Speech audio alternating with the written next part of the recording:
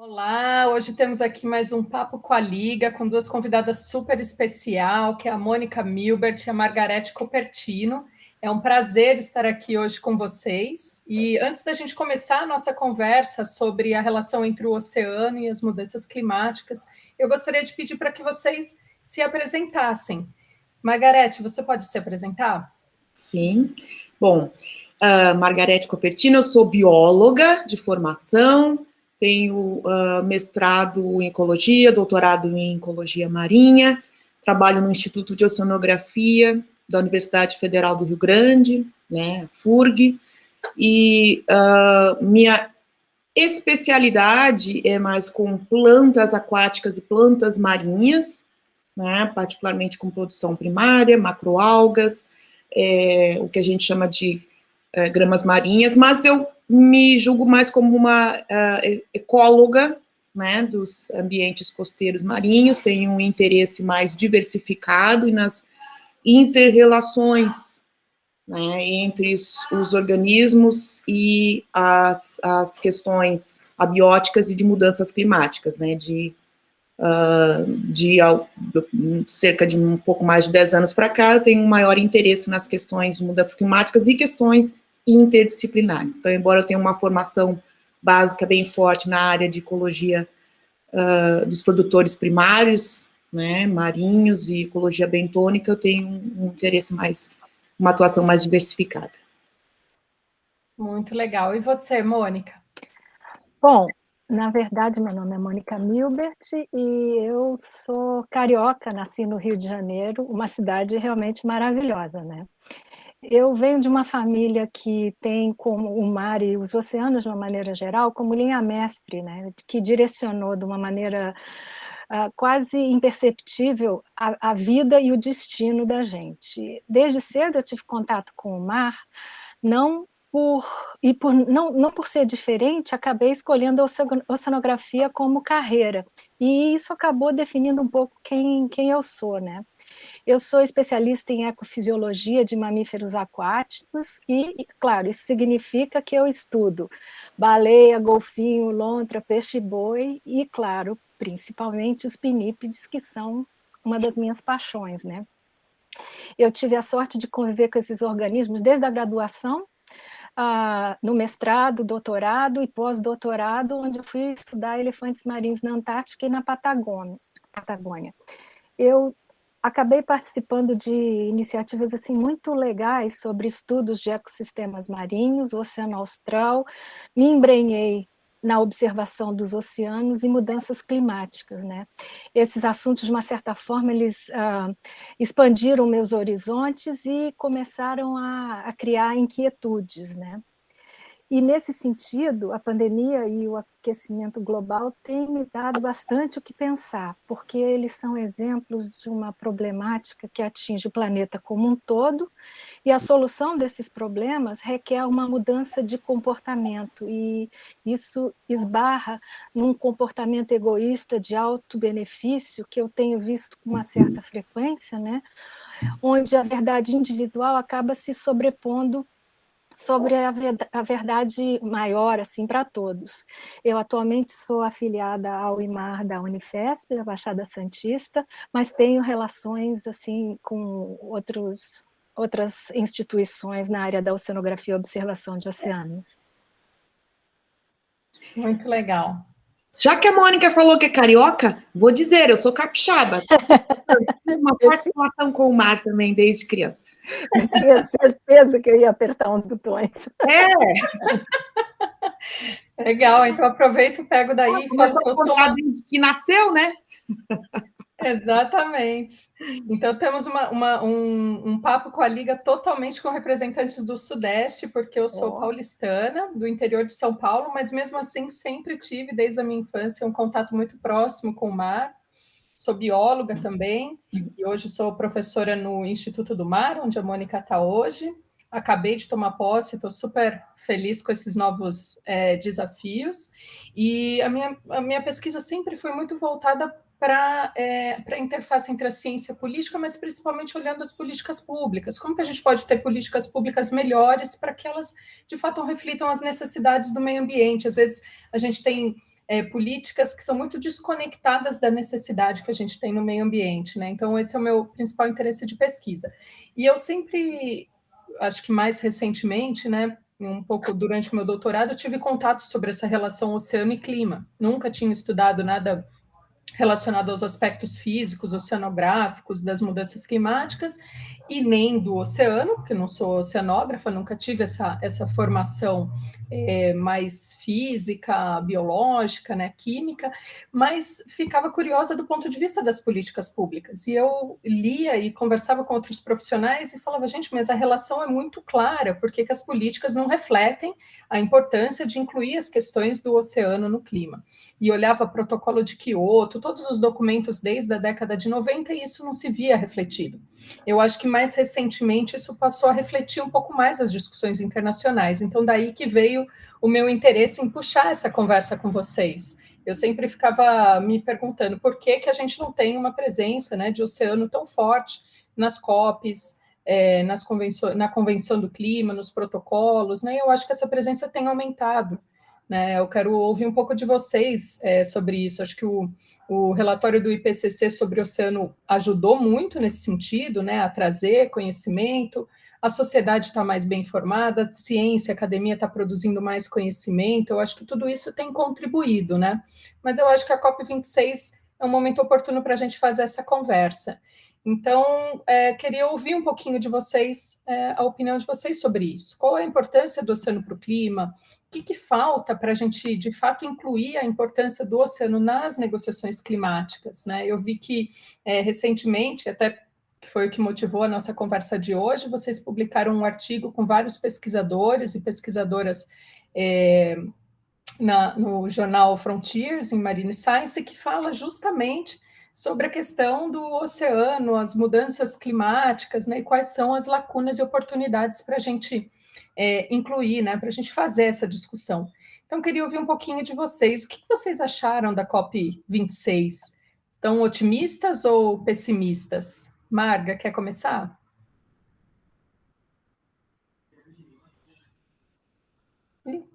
Será que perdemos a Margarete? Não perdemos. Ela que tem um delay do grama aqui do lado do vizinho.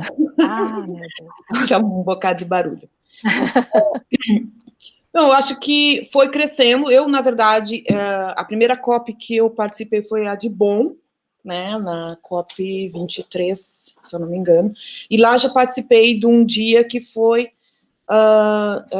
The Ocean Action Day, né, e esse Ocean Action Day, na verdade, veio crescendo já de algumas COPs, e naquele momento foi que eu vi diferenciado a participação, até mesmo de cientistas, né, sobre o papel dos oceanos nas mudanças climáticas e nas negociações climáticas. Vi bastante diferenciado, diferente daquilo que a gente faz pesquisa, né, tanto que é chamado action, não é mais somente divulgar a sua pesquisa, mas divulgar a ciência, mas o que pode ser realizado para contribuir com parte da solução, né? Os oceanos, então, são grande parte, né, enorme parte da solução, isso tem crescido, e, na verdade, assim, onde tem crescido mais são países em que a razão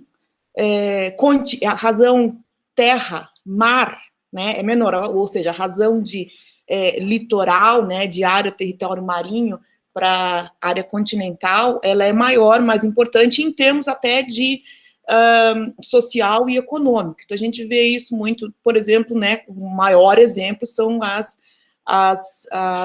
os small islanders, né, os países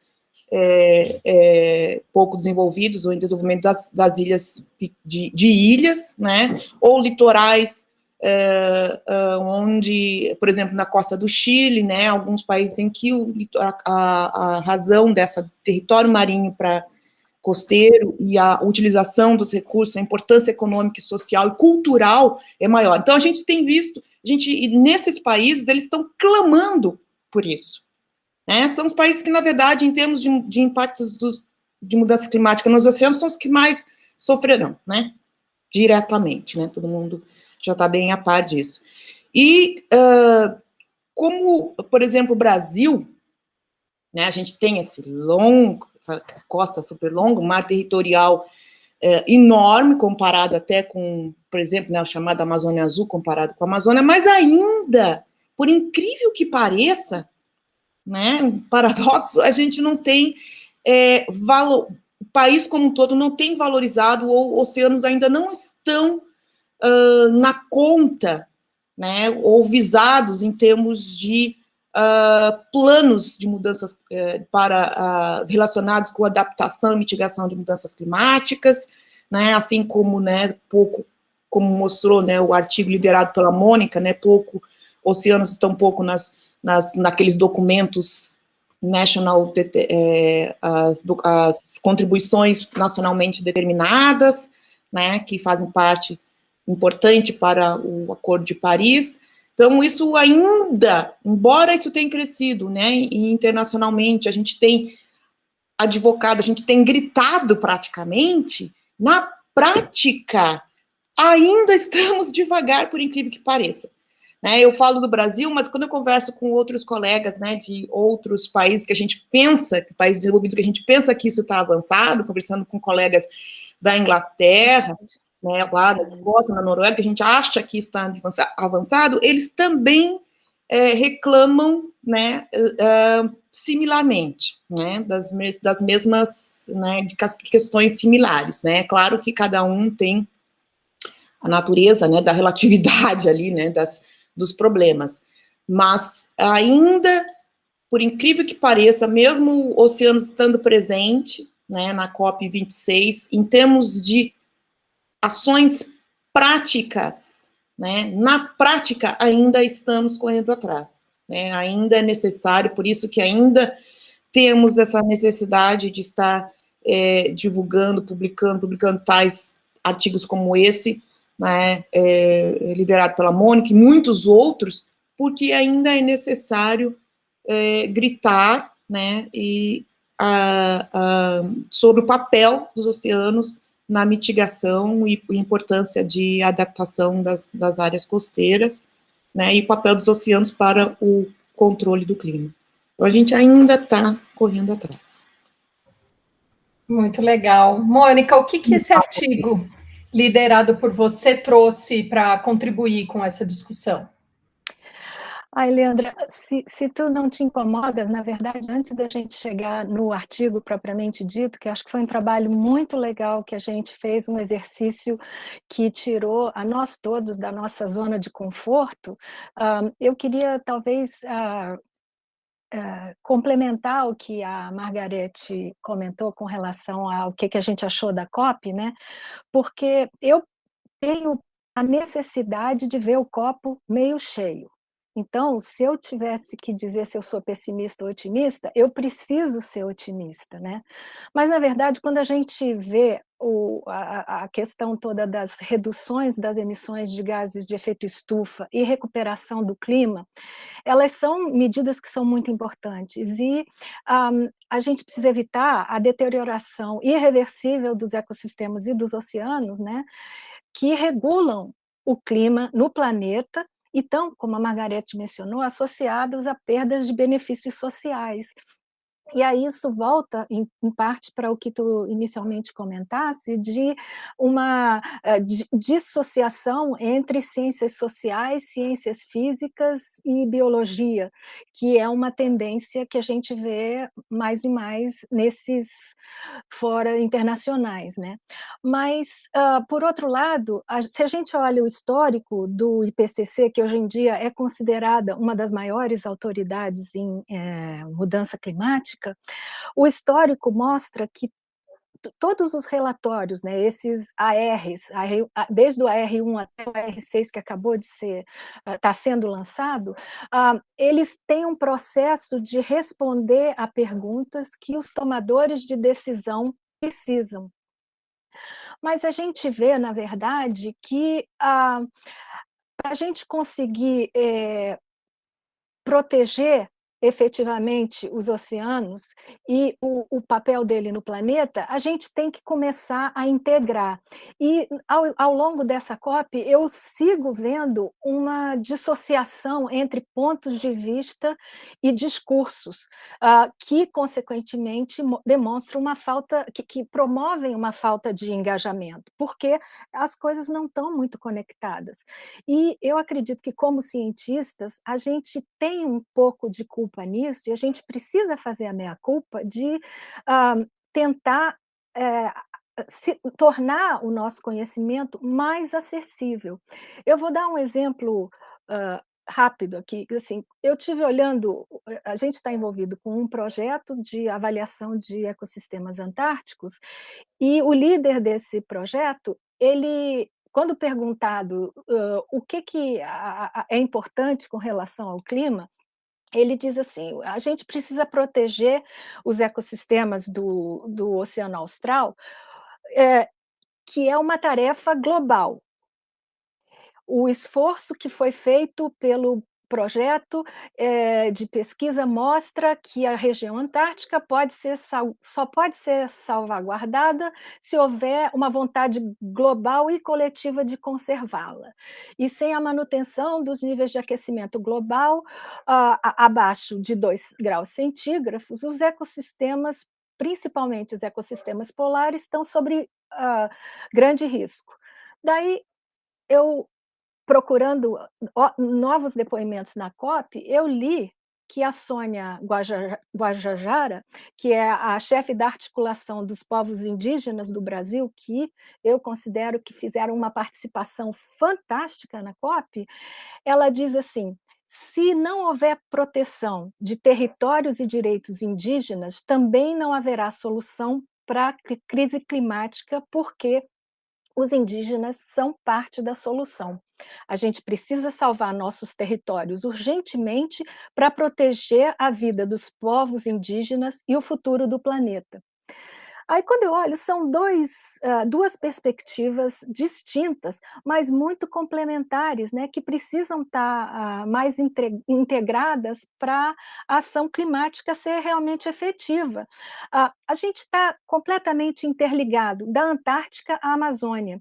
A mudança global afeta todo mundo, mas eu não vejo muita integração e comunhão dessa visão, entende? A gente vê a discussão de o Fórum Latino-Americano para Mudanças Climáticas, os próprios relatórios formais do IPCC, eles não se mencionam, eles não trazem essa comunhão e integração, né? Então, como cientistas, eu acredito que a gente precisa ser mais efetivo, comunicando os resultados que a gente obtém na ciência e conectar esses resultados à realidade local e ao dia a dia. Porque se a gente não consegue fazer isso, a gente não consegue que as pessoas tenham simpatia pelos problemas que a gente apresenta, né? Eu concordo bastante, Mônica, com esse ponto de vista. E eu acho engraçado porque essa desconexão, esses diferentes posicionamentos, essas diferentes visões que são setorizadas também ficam refletidas nas políticas, né? Então fica, o clima no Brasil é a Amazônia, o clima, mas na verdade Exato. A gente tinha que ter um olhar mais integrado, né, para as ações de adaptação e mitigação. Eu fico com a sensação, assim, acompanhando as negociações, né, de política internacional, que eu me interesso por conta do meu doutorado, que foi em relações internacionais, e eu fico vendo que a gente perde muito em não integrar, né? A Margarete acabou de comentar, ela foi numa COP 23, ou seja, 3 COPs antes, que já teve um Ocean Action Day, e agora a gente vê a carta final da COP 26, que está lá, claro que super importante que esteja, né, dizendo que, olha, a gente tem que prestar atenção nos oceanos e no fórum de diálogo que se iniciou e tal, mas isso me parece muito pouco dada a emergência, né, de olhar para o oceano não mais só como a vítima das mudanças climáticas, né, a acidificação, a perda de biodiversidade, isso também, claro, mas também como um mocinho, né, um uma parte integrante da solução para as mudanças do clima, né? Nas ações, como a Margareth também comentou, de adaptação, de mitigação, eu acho que essa integração da pauta marinha falta, e eu acho que sim, isso é papel dos cientistas, das organizações da sociedade civil, de comunicar melhor esse chamado, né? Eu concordo bastante com essa perspectiva. De uma certa forma, a expressão que a Greta Thunberg usou do blá, blá, blá, ela simplesmente populariza, ela aglutina o sentimento de todos os segmentos. Porque se você perguntar a cada segmento individualmente, eles vão dizer, teve muito blá, blá, blá. E é verdade. Mas isso por quê? Porque a gente não consegue mostrar que a Antártica e a Amazônia estão assim, entende? Estão juntas. Então, se a gente não entender que o que acontece na Antártica afeta a Amazônia e a produção agrícola do país, e da mesma forma que o lixo que a gente joga aqui vai chegar na Antártica, se a gente não tem essa noção, já era, né? Margareth. Então, concordo, né? Acho muito importante isso que a Mônica falou sobre essa questão do papel nosso, de cientistas, para chamar a atenção da sociedade, né? A Amazônia, ela, como exemplo, né, o exemplo grande, emblema do Brasil lá fora, em termos de ciência e mudança climática, é a Amazônia. E por que a Amazônia? Porque não apenas claro que é pela sua importância, pela sua grandiosidade, mas a gente tem exemplo no país, né, eu vejo isso, né, diariamente no nosso grupo da coalizão, como que cientistas e os povos da Amazônia clamam por isso, né, e às vezes, né, nós, como cientistas dos oceanos, ficamos mais reclamando, que não olham para os oceanos, que, né, olhem os recursos financeiros, né, dos investimentos indo para a Amazônia e não indo para os oceanos. Mas também temos parte dessa culpa quando ficamos só imersos na nossa pesquisa, sem se preocupar, né, ou dar importância à grande divulgação, né, de transformar, de divulgar, e acho que isso é uma importância, é uma coisa que falta, eu acho que falta mais para o cientista do oceano, e por essa razão, né, que eu também participo, né, daquele nosso grupo da Coalizão Ciência e Sociedade, e nesse grupo eu aprendi, né, estou aprendendo a questão dessa, na prática, a importância dessa integração, onde ali não há uma maior importância nesse setor ou naquele setor, onde todos, né, defendem uma integração, né, e as vozes ali, as áreas são audíveis, né, nos mesmos decibéis, né, e embora a gente tenha um grupo pequeno ali de marinho, comparado com o terrestre, sempre, né, um grupo pequeno, mas também atribuo que é nossa culpa, a falta de interesse de muitos dos cientistas da área de oceanos em participar de tais atividades, que são voluntárias, que ocupam tempo, que são mais ônus do que bônus para o indivíduo, né? Participar da Coalizão Ciência e Sociedade, revisar textos sábado à noite, domingo à noite, ou de um dia para o outro, quando a Mercedes nos envia, né? Não nos traz benefícios para o nosso umbigo e para o nosso látis, né? Muitas vezes a gente contribui com textos que estão assinados por outras pessoas ou que são assinados pelo grupo sem nomes. Então, tem que ter uma motivação maior, né? Em parte, digamos assim, um pouco altruísta e uma motivação interna de querer fazer parte de algo maior que contribua para o bem comum. Acho que a gente precisa de mais cientistas de todas as áreas nesse aspecto, mas já que a gente está aqui entre 3 cientistas da área marinha, né, a gente precisa de mais cientistas da área marinha, dos oceanos.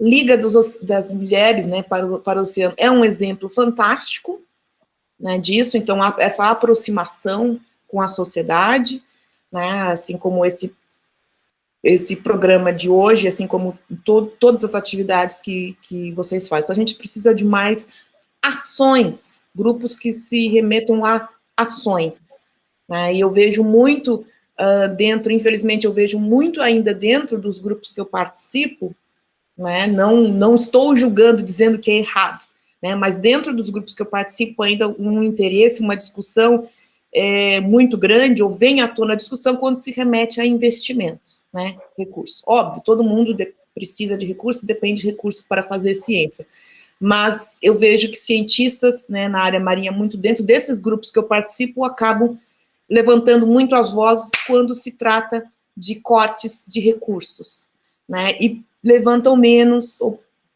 um pouco menos, né, acho que as vozes ainda estão muito baixas quando se trata de uma movimentação de ações para os oceanos, de ações dos oceanos para mudanças climáticas, de ações de conservação, que independam de recursos, que independam de eu ganhar ou de eu ter algum ônus sobre isso. Isso faz parte do papel original, a gente tem que relembrar daquilo que nos motivou a ir para essa área, né? O que motivou você a ser biólogo, o que motivou a Mônica a ser oceanóloga, o que motivou. Pelo menos eu lembro isso da minha turma, nós temos essa motivação.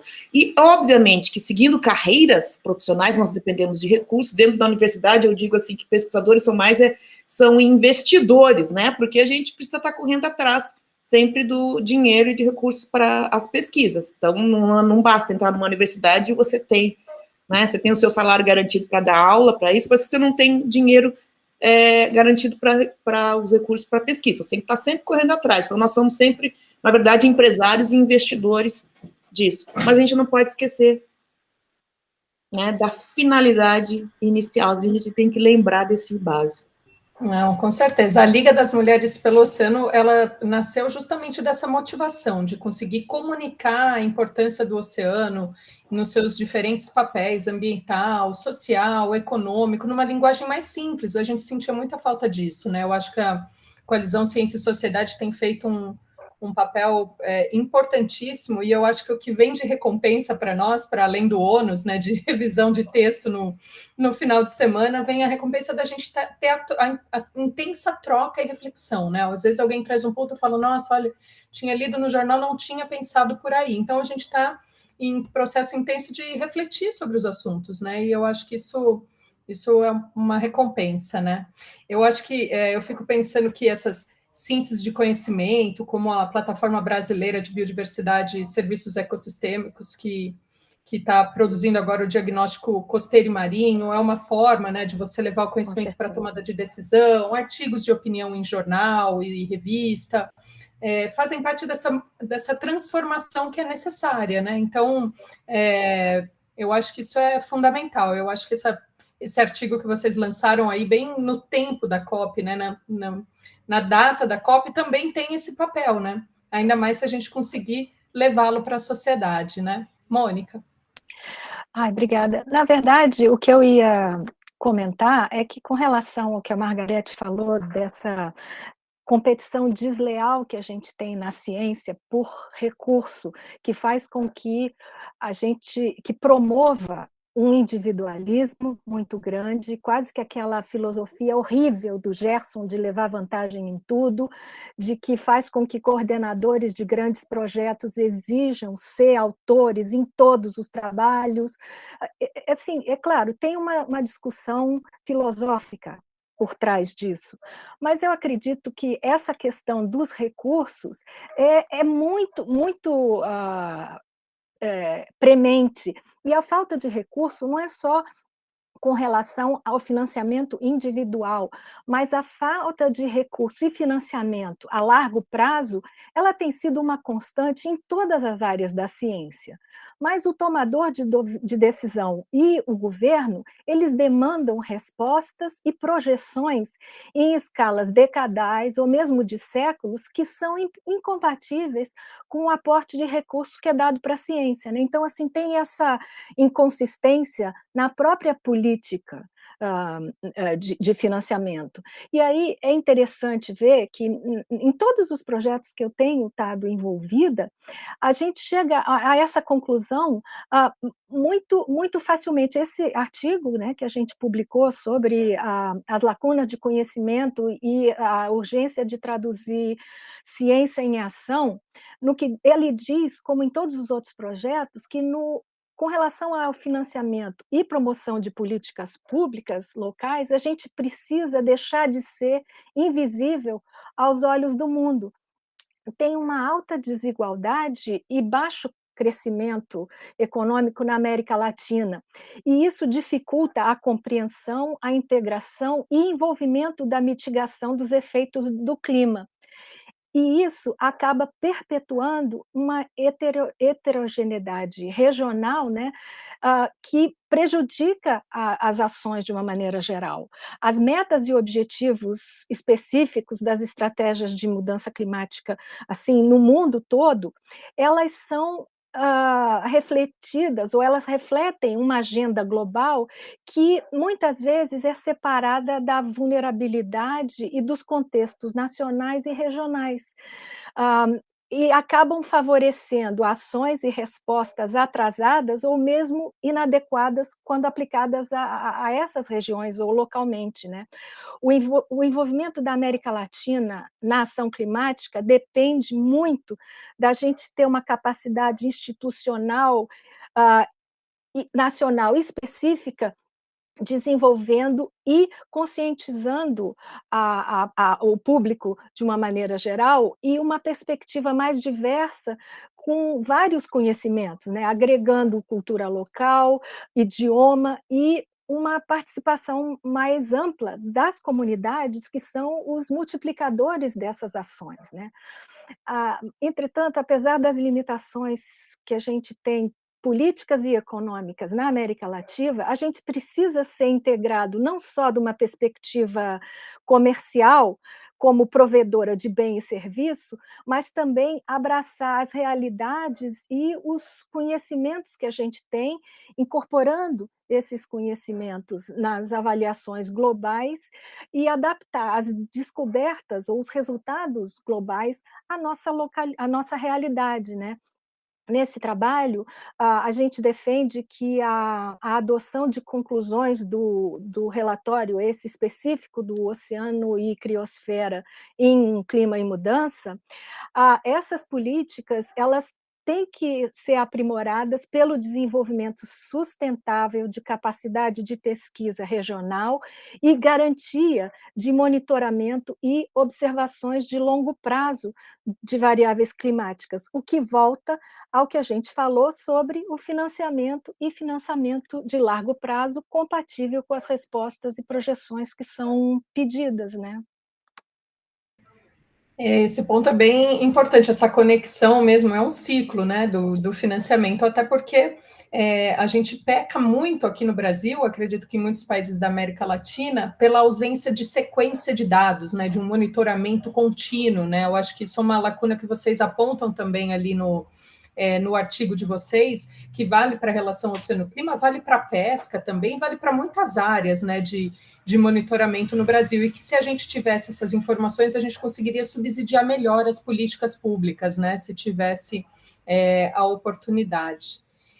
Muito interessante. Eu vi que na COP agora 26 também teve muita discussão, e é claro, é uma discussão que vem dos países do norte, dos países desenvolvidos, porque eles já estão um pouco à frente na parte tecnológica, né? Então, eu vi muita discussão sobre descarbonizar a indústria marítima, sobre descarbonização da economia, sobre o oceano como sendo solução, né? Nature-based solutions, eu acho que essa foi uma pauta muito forte. Margarete, eu acho que isso também tem muito a ver com a sua linha de pesquisa, né? Porque essa questão do blue carbon, do carbono azul, também mostra esse potencial do oceano como solução, né? Como que foi? Como é que está? Em que pé que está essa conversa internacionalmente? Então, e nacionalmente também aqui no Brasil? Eu diria que é mais minha linha de estudo do que de pesquisa até, mais estudo ainda, né? Eu sou uma aprendiz desse estado, embora... Bom, nessa parte de Nature-Based Solutions, né, soluções baseadas na natureza, realmente teve uma forte discussão né, na COP26, e particularmente o carbono azul estava em tudo. Né, eu participei, na verdade, eu fui um pouquinho antes, participei 2 dias, né, na COP, e o resto, na segunda semana, só na primeira semana, na segunda semana eu estava participando da Blue Carbon Conference, né, e a reunião anual, né, internacional do grupo científico do Working Group, né, que é o grupo de trabalho científico da iniciativa chamada The Blue Carbon Initiative. Então, The Blue Carbon Initiative, ela iniciou há 10 anos, né, iniciou oficialmente mesmo em 2011, fevereiro de 2011, eu participei da primeira reunião, foi a primeira reunião integrada do Blue Carbon Scientific, e eu venho participando dessa iniciativa desde o início dela. E é uma das iniciativas, né, que eu participo, ou que eu já participei, e que outros também pesquisadores dessa iniciativa, que tem pesquisadores do mundo inteiro, que mais avançaram em termos de contribuir com a mensagem, né, e uma aplicação, no caso de a utilização da capacidade de sequestro de carbono, né, do carbono sequestrado pelos ambientes marinhos e costeiros, como parte da solução. Então, é uma das iniciativas, um dos grupos que eu participo que mais fizeram, não apenas lançaram muitos artigos, né, de pesquisadores de dentro, de forma, mas como estimularam a pesquisa, estimularam a ação nesse sentido. Né, eu diria que foi bastante agressivo, né, até essa iniciativa, né, ela é coordenada pela Conservation International, Unesco, a IUCN e mais uma outra organização, a Silvestre, né, dos Estados Unidos. Ela teve por causa dessa união dessas organizações fortes e mais a participação de pesquisadores, né, de diversas partes do mundo, e juntando a parte científica, né, do Blue Carbon, a ciência do Blue Carbon, ela é multifacetada, ela é multidisciplinar e multifacetada. Então, tem a parte ecológica, biogeoquímica, muito forte, física, mas tem a parte social e política, econômica muito forte também. Inclusive, até dentro dessa iniciativa, a gente tem grupos, né, de trabalho, né, que é o grupo científico e o grupo político. Então, tem pesquisadores que atuam na interface dos dois. Então, ela teve uma forte ação bastante agressiva em fazer crescer, né, essa ciência ao longo dos últimos 10 anos. Tanto que, se a gente for ver mesmo, né, as publicações que eram lá, começou, né, a primeira publicação que chamou com esse nome foi em 2009, né, um relatório importante lançado pela Unesco, né, sobre o Blue Carbon, e a partir daí, muitos outros relatórios e formas de divulgação ilustradas foram lançadas. Então, não foi apenas um crescimento do número de artigos também veio, né, na base, mas a partir dessa ciência foi a mensagem foi passada para a sociedade, para os governos, através de muitos relatórios e publicações ilustradas com uma linguagem, né, adaptada para a sociedade. Então, o grande trabalho, né, do pessoal focado na divulgação científica do Blue Carbon é transformar essa ciência publicada nos artigos, né, de alto impacto em mensagem para a sociedade e levar, mais do que isso, levar para o IPCC, porque para o IPCC usar, né, a ciência, usar esse conhecimento nos relatórios, ela precisa ter uma ciência embasada, né, de alto impacto ainda, né, até a gente menciona isso no artigo, né. Então, o grupo se preocupou muito na publicação de dados, de inventários, né, de quantificação, para que isso pudesse ser utilizado pelo IPCC, e uma vez que é utilizado pelo IPCC, é recomendado pelo IPCC para recomendações para o NFCCC, né, o NFCCC, e daí as recomendações retornam para os países. Então, é engraçado, né, porque é um grupo internacional se preocupando em fazer ciência básica, né, ciência de alto nível, de alto impacto, mas que isso possa retornar para o NFCCC, né, desculpa falar nessas acrônimos, né, retornar para as questões de negociações climáticas num nível alto, né, no nível do IPCC, no nível da Organização das Nações Unidas, para que isso possa retornar de recomendação desse nível alto para os países. E aí que o Blue Carbon, por exemplo, possa fazer parte, né, dos inventários, né, nacionais, de inventários de emissões, de inventários de quantificação dos estoques de carbono dos países, que possa fazer parte das soluções, né, e que possa fazer parte das soluções baseadas na natureza, assim como tem o Green Carbon, né, da Amazônia, né, o carbono sequestrado pelos ecossistemas terrestres, né, o Blue Carbon, o carbono sequestrado pelo mar, pelos ambientes costeiros e marinhos. E que isso lá no final, final de tudo, né, a missão final é transformar isso numa ferramenta de conservação e numa ferramenta de mitigação das mudanças climáticas. Então, para isso é um longo processo, né, não só metodológico, mas um longo processo de tempo, um longo processo de conversas e negociações, para que isso, no final, possa ter até uma ferramenta de construção por exemplo, de créditos de carbono, que esse é um outro assunto que eu tenho minhas reticências também, mas essa seria o final. Para chegar a ser essa ferramenta, para chegar a ser essa construção e poder construir créditos, poder aplicar metodologias, né, de construção de créditos de carbonos a partir de Blue Carbon, precisa de um processo metodológico quantitativo que envolve a ciência básica, a biogeoquímica, a ecologia, envolve a economia, envolve o social e envolve principalmente a linguagem e a comunicação. Isso, nessa COP, realmente o Blue Carbon estava em tudo, mas ou seja, na verdade, o Blue Carbon fez o seu papel ao longo desse processo, porque lá em 2009, né, ou em 2010, na primeira vez que se falou em Blue Carbon, a mensagem que passaram para o pessoal que falou sobre o Blue Carbon foi assim: olha, eu acho que vocês não vão chegar a lugar nenhum com isso.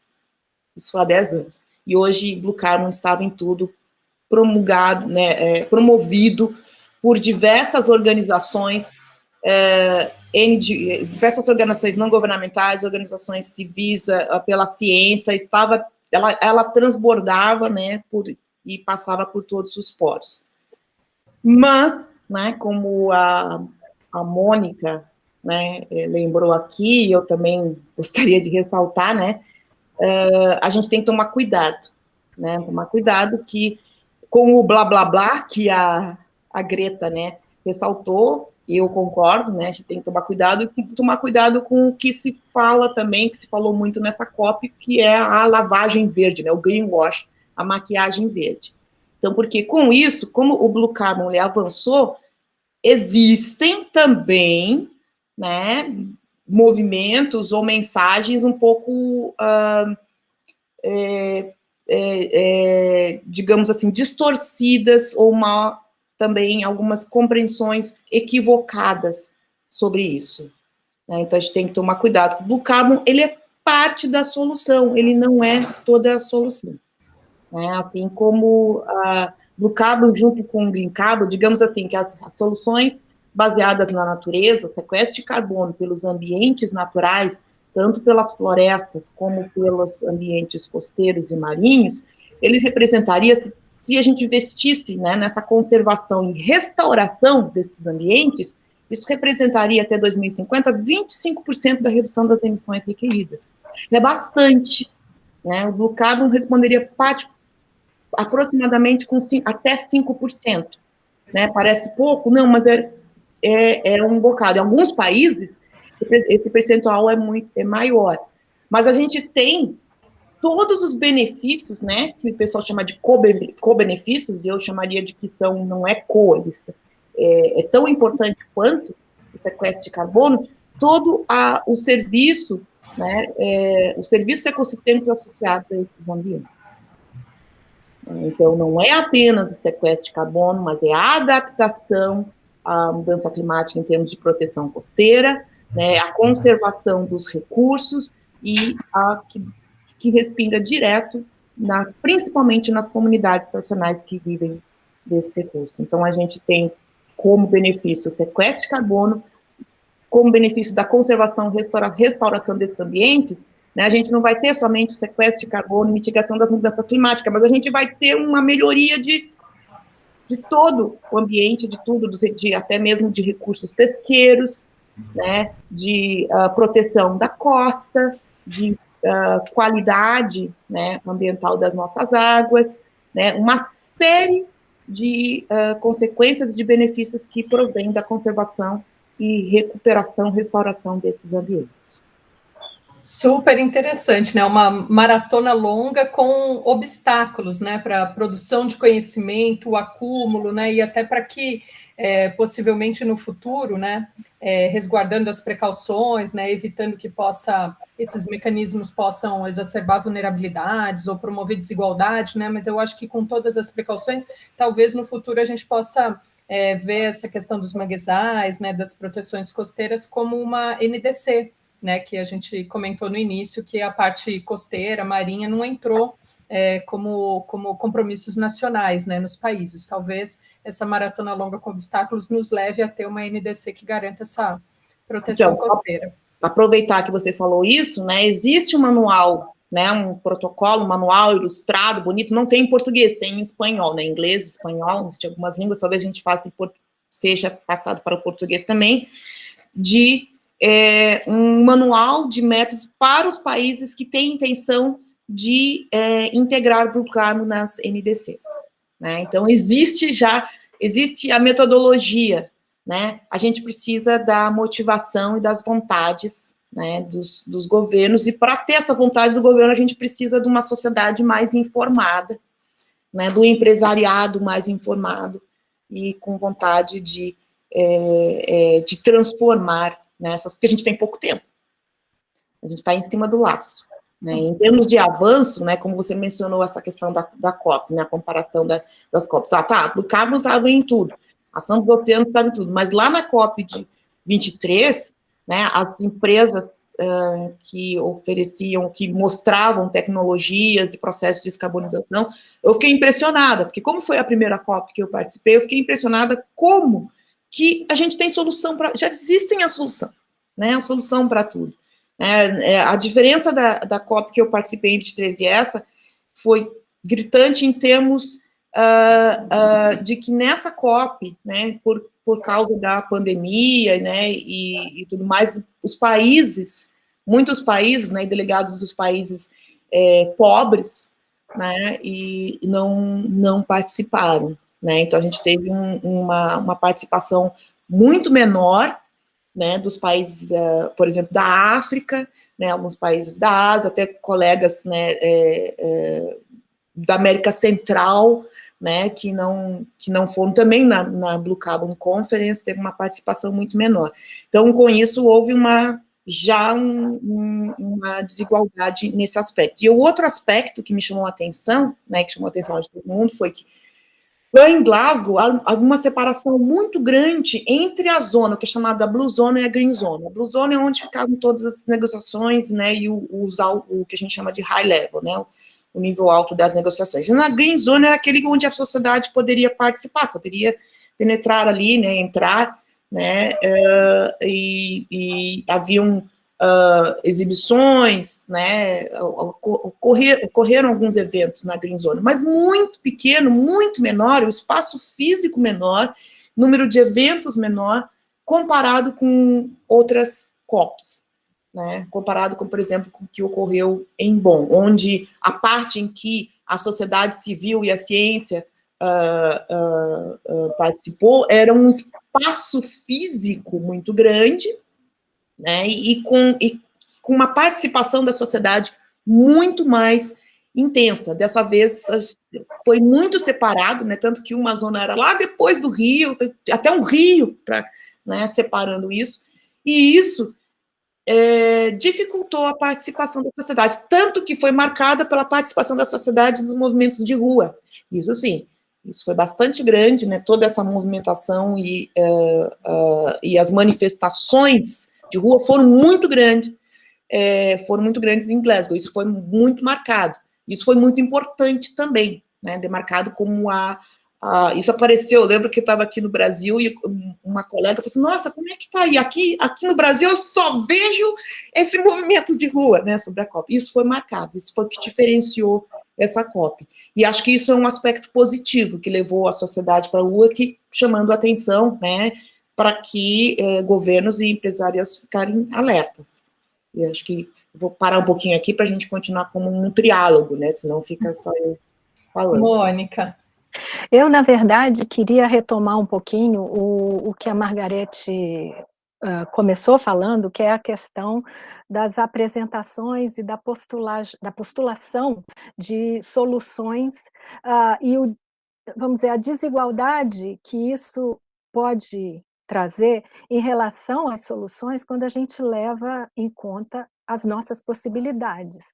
Eu digo isso porque no processo de escrever o trabalho, a gente conversou com o Andrei Polejak, que é uma pessoa fantástica e assim iluminada, na verdade. Ele relatou a surpresa dele ao participar de uma palestra na universidade, onde as soluções apontadas, altamente eficientes, altamente carbono amigáveis à redução na emissão de carbono, todas elas eram incompatíveis com o que países desenvolvidos e em desenvolvimento podem fazer. E o exemplo que ele deu foi a questão dos carros elétricos, porque ele chega e diz assim, para vocês todos aqui na Europa, Estados Unidos, Canadá, Austrália, ficam falando de desenvolvimento e redução de emissão a partir de carros elétricos. Vocês têm ideia da relação entre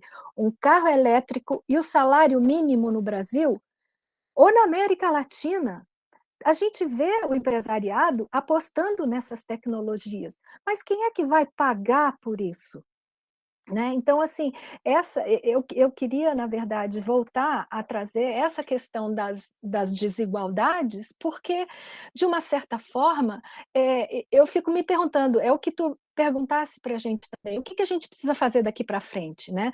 Eu acredito que a gente precisa, em primeiro lugar, conhecer, saber, né?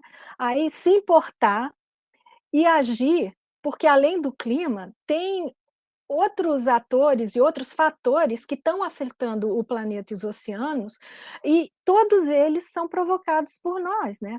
Resolver esses problemas, ele requer, mais do que nada, uma mudança de comportamento, através da educação, empatia e equidade, mas principalmente incorporando e praticando os princípios da ética. E isso é uma preocupação muito grande que eu tenho particularmente, porque eu não vejo coletivamente a gente caminhando para um comportamento ético, ao contrário, né? Acima de tudo, eu acho que está a diferença de perspectiva e realidade que precisam ser conciliadas. Enquanto o oceano é importante para alguns de uma forma assim meio lúdica, se a gente considera velejador, esportista, turista, apreciador da natureza, ele tem uma percepção, mas tem outras pessoas que são afetadas pelas mudanças nos oceanos de uma forma que eu considero assim mais visceral, né?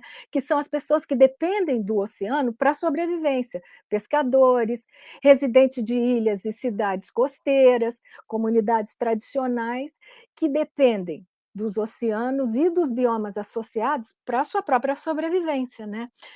Na verdade, em outras palavras, eu acredito que a mudança de comportamento é chave para a gente conseguir chegar no desenvolvimento sustentável e regionalizado, adequado a cada um dos países, né? A gente tem que ser mais ativo e participante na determinação e no cumprimento das contribuições nacionalmente determinadas, né, as NDCs, como a Margarete mencionou, porque, em último caso, nós vamos dar o aval às pessoas que vão tomar as decisões, né? Então, assim, eu acredito que isso é um aspecto importante que eu queria trazer.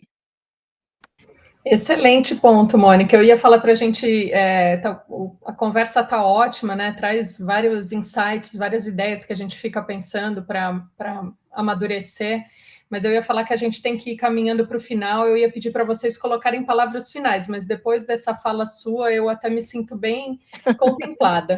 Mas eu queria fazer uma rodada de, assim, na opinião de vocês, né? Como mulheres, como cientistas, né? A gente falou no início, né? Do nosso amor pelo mar, da nossa história junto ao mar, né? Depois desse cenário da gente aprender sobre isso, entender o papel do oceano, falar um pouco sobre o cenário da COP26, né? Qual seria a mensagem que vocês deixariam para as mulheres da Liga que estão nos ouvindo, né, e querem acompanhar essa temática, né? Acho que passo primeiro para a Margarete, depois para a Mônica, para a gente ir caminhando para o nosso final aqui do nosso papo com a Liga.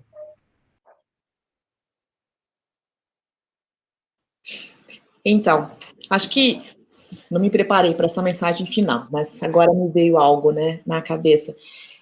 Enquanto eu estava pensando um pouco, né, no nosso encontro de hoje, eu reli, antes, né, do nosso encontro, eu reli o artigo, né, que foi publicado na Frontiers. E engraçado, né, que depois a gente acha defeito, mas eu gostei mais hoje do que semanas atrás, do que meses atrás. Então, acho que, né, eu acho que tem várias mensagens ali. E uma primeira mensagem, né, que eu ressaltei, que eu botei, que eu, na verdade, uma frase que eu realcei, né, que fala sobre representação. Representação importa, né? Estava falando sobre a participação, na verdade, de autores líderes nos relatórios do IPCC. Mas a frase muito legal que eu achei no nosso artigo, né, que representação importa, e a participação de autores líderes da América Latina, né, e Caribe, particularmente no relatório esse do oceano, né, e criosfera, foi baixa. Né? Então, o artigo ele menciona muito isso. Acho que foi bastante ousado esse artigo, né? Eu gostaria de ver, né, saber a opinião do high level, né, do IPCC sobre isso, né? Então, a nossa participação é muito baixa. Então, a mensagem que eu deixo para a Liga, né, e para as mulheres, é que a gente tem que ter mais voz, mais representação, não se sentir de que muitas vezes a gente se sente, né, e eu já me senti, assim, né, como sendo a única participante, né, ali brasileira no meio de pessoas, parecia assim, mais importantes em termos de conhecimento, mais influentes, né, mas eu aprendi que nós todos temos conhecimentos diferentes. Então, mesmo, né, para um pesquisador, né, alguns pesquisadores que eu conheci que são muito influentes, né, que sabem muito, que tem muita publicação, às vezes você fala alguma coisa simples, mas local, né, importante para o seu país, e ele não sabe, ou ele não pensou sobre isso, porque ele pensa num aspecto mais global, baseado numa solução ou na realidade do seu país do hemisfério norte, do seu país da Europa, do seu país da Austrália, por exemplo, né, não quero citar nomes aqui de pesquisadores, mas o que acontece muito é isso. Então, as soluções, por exemplo, baseadas no Blue Carbon vieram de exemplos, né, de alguns locais onde havia, né, estudos, impactos e hotspots, né, lugares onde isso era realmente importante. Mas o que eu quero dizer é que a nossa representação importa. Então, que cada mulher, né, já que a gente está falando aqui para a Liga, né, que cada mulher não se sinta constrangida, nem diminuída mediante o que aparenta ser mais influente ou ter mais conhecimento ou mais poder, né? Eu acho que a gente precisa ter mais confiança, né, em realmente representar a nossa realidade. Cada mulher sabe muito bem qual é a sua realidade, qual é o seu conhecimento, qual é a sua parte, a sua contribuição. Né? Então, acho que isso é fundamental. Eu aprendi isso nesses últimos 10 anos, né, começando muito timidamente, ou né, achando que aquilo talvez não fosse importante, e aprendi levando, né, nas vezes depois, vendo que aquilo que eu não falei, outro falou, né, ou outro fez, de cima para baixo, e é importante que a nossa mensagem e as soluções também venham de baixo para cima, né, que saiam daqui de nós. Então, a gente precisa ter continuar levantando a voz, continuar influenciando. Não tem outro jeito, né, da comunicação, da educação, do exemplo, não tem outro jeito. Eu acredito muito tenho fé nas gerações mais novas, porque sinto até que a gente, desculpa a mensagem longa, mas eu sinto até, muitas vezes, na nossa geração, a gente sente como tendo falhado, né, porque a gente está aqui, na beira ali do abismo, na beira do colapso, estamos aqui na COP26, e as coisas ainda não mudaram, né, então sinto isso como uma falhada, e eu tenho fé que essas novas gerações, que esses novos movimentos, né, dessa geração mais nova, que possa transformar isso, porque afinal agora nós estamos chegando na geração que estará sofrendo diretamente os maiores impactos, os piores impactos da mudança climática, né, gente que está nascendo agora e que daqui 20 anos, daqui 10 anos, né, já vai estar sofrendo. Então, aos 18 anos, né, a faixa de idade desses adolescentes que estão indo para a rua agora, nos movimentos de sexta-feira, né, é que eles estão, nós é que vamos sofrer, né, então eles tá batendo a água tá batendo ali, né, e quem causou, né, tudo isso. Então, essa é uma mensagem final um pouco longa, mas... Foi ótimo. Obrigada. Mônica, suas palavras finais? Bom, hoje em dia, né, como mulher, mãe, educadora, depois de tudo que eu vivi e o conhecimento que eu adquiri, eu acho que a minha maior preocupação é com o legado.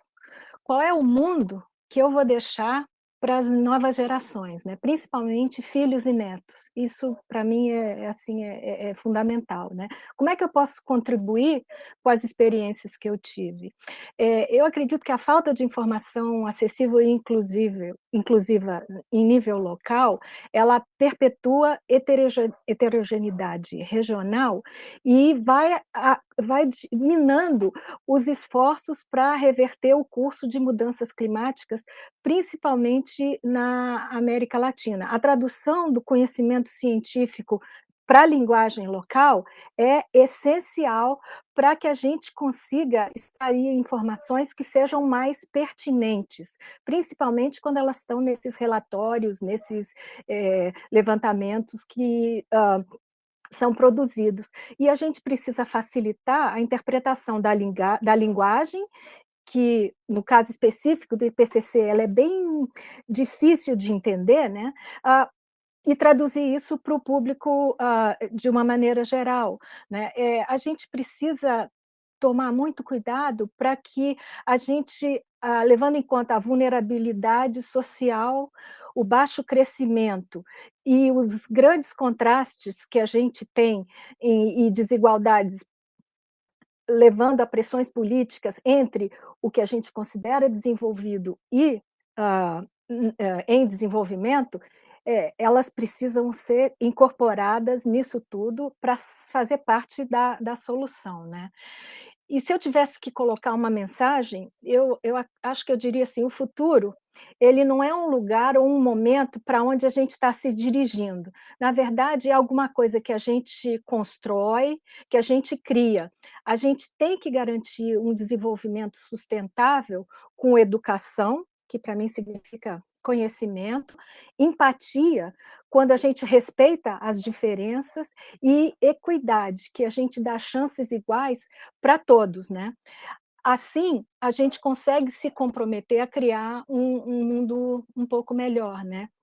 Então, assim, a constatação que eu fiz mais importante nesses últimos meses com a pandemia é que o tempo e a experiência, a gente supera desafios, mas novos desafios e inquietações, inquietudes acabam aparecendo, né? E a gente tem que estar atento para a gente fazer com que o coletivo consiga produzir soluções mais efetivas, né? Acho que é mais ou menos isso. Obrigada. Muito legal. Eu que agradeço a Margarete Coppertino, a Mônica Milbert por essa conversa de hoje, por mais um Papo com a Liga, que eu acho que foi super inspirador, trouxe mensagens positivas, mas também trouxe um conhecimento super alinhado com a realidade, né, que a gente acabou de sair da COP26, eu acho que é uma discussão super aquecida, e eu acho que diante do que a Margarete colocou sobre representatividade, o que a Mônica trouxe sobre ética, moral, equidade, justiça, eu acho que é bem importante também da gente lembrar da participação. Então, quem estiver nos acompanhando, se informe, converse com a família, com os amigos, que ainda que não sejam cientistas ou relacionados a qualquer questão ligada ao litoral, que a gente possa falar sobre esse tema, fale sobre o oceano, fale sobre o clima e vote melhor, porque a gente precisa que a tomada de decisão também reflita isso que a gente está discutindo aqui. Né? A gente precisa ter representantes na escala municipal, estadual, federal, no parlamento, no executivo, que reflita o que a gente está discutindo, né? Que reflita esse acúmulo de conhecimento. Então, queria agradecer imensamente vocês. Eu vou colocar junto aqui no nosso vídeo o link do artigo liderado pela Mônica, com a participação de vários cientistas super renomados, e a gente fica aí à disposição para continuar mais os papos com a Liga e trazer uma informação com qualidade, com cientistas bem importantes aqui do Brasil. Obrigada, Margarete, obrigada, Mônica, pela nossa conversa de hoje. Obrigada, Leandra. Muito obrigada, Leandra, foi um prazer.